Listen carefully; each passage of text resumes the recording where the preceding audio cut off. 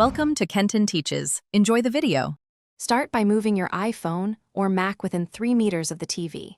Confirm both devices are on the same Wi-Fi network name and frequency band. Turn off any VPN or hotspot that could route traffic differently and block discovery. Open Control Center and verify AirPlay shows the correct TV model and status. Check that AirPlay is enabled on the TV or Apple TV in its settings menu. If you see a code prompt, enter it on your device to pair and connect.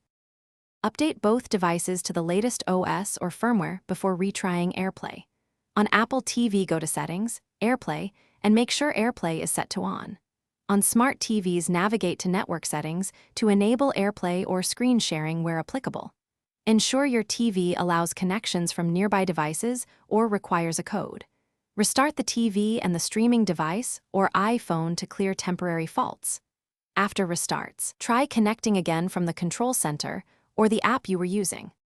Restart your router and check for interference from other devices on 2, 4, and 5 GHz.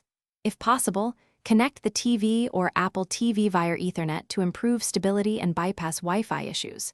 Disable client isolation, AP isolation, or firewall rules that block multicast or device discovery on your router. Reset network settings on your iPhone or Mac only if basic steps fail, because this clears saved networks and passwords. As a final step, sign out of iCloud and back in, then contact the device manufacturer for guided support if problems persist. Thanks for watching. Please subscribe if this video was helpful.